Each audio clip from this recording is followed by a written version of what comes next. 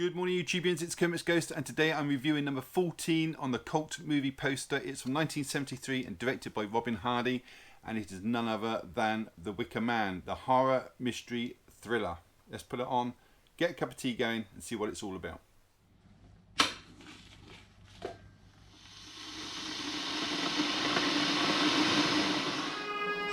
God of the sun, bountiful goddess of our orphans, accept our sacrifice and make our blossoms fruit.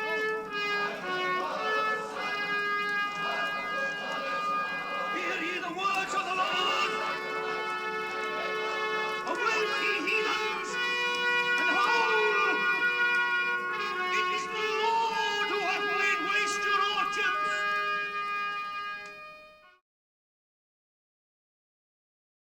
So there's a lot of people in this film, but I will deal with the main cast. You have Edward Woodward, a man whose name sounds like a fart in a bathtub.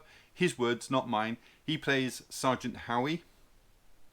You got Christopher Lee as Lord Summerisle, Britt Eklund as the lovely Willow, and Diane Calento as Miss Rose.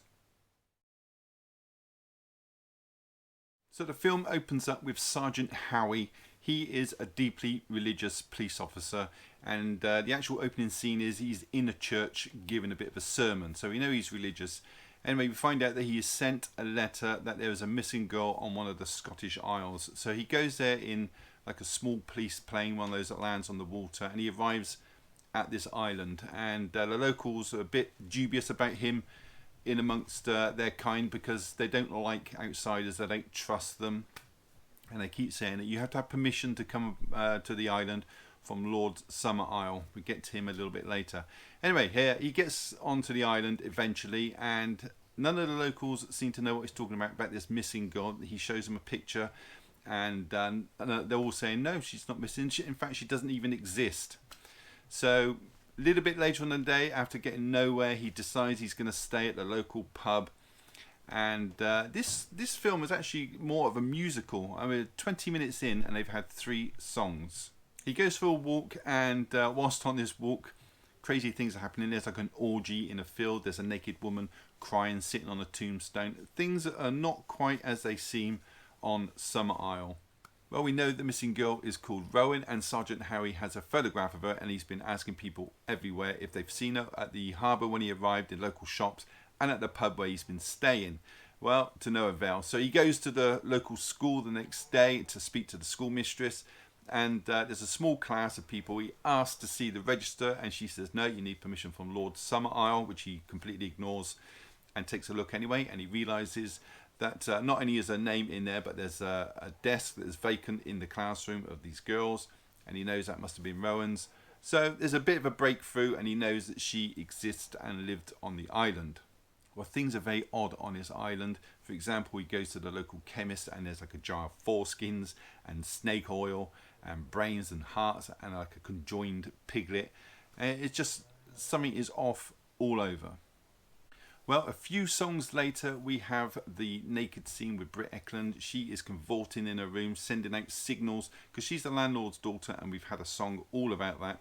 She's in the room next to Sergeant Howie, and she's giving off vibes and singing, trying to entice him into her room like a spider with a fly. And he's resisting all he can. In fact, he's crawling along the wall, and he puts up a good fight, goes to bed, and thinks it's like a dream, wakes up the next day, and she said, you know, I was calling to you last night, but he resisted because he's a religious man and he's engaged. 40 minutes into the film, we are properly introduced to Christopher Lee's character, Lord Summerisle, a very charismatic man who runs the island. He's been interviewed by Sergeant Howie, and Sergeant Howie by this stage has found out that Rowan did exist. She died and she's been buried on the island, and he knows where the burial site is. So he tells Lord Summerisle that he's going to exhume the body, and Lord Summerisle is fine with this. So they go to the burial site, they exhume the body, and they find in the place of Rowan a wild hare. After further investigation, Sergeant Howie discovers that every year on the island they take a photograph of the Harvest Festival, and in the photograph you have a girl and the produce in front of them. Well, one particular photograph is missing from the collection, and that is 1972, where Rowan featured in the photograph, and that particular year they had an awful harvest. So he believes that the locals are going to offer up Rowan as a sacrifice to appease the gods. And that is where I'm going to leave the story there. So did I enjoy The Wicker Man? Yes, I did. I thought the characters in this were brilliant.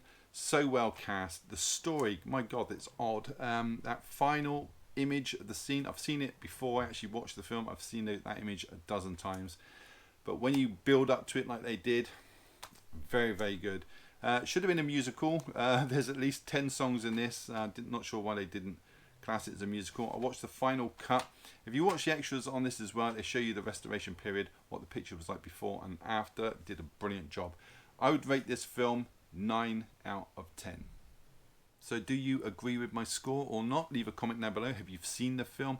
Give the video a thumbs up and subscribe if you haven't. It's all free. Why wouldn't you? And all that's left to be said is thank you so much for choosing my channel today and watching my video. Take care, and I'll see you in the next one.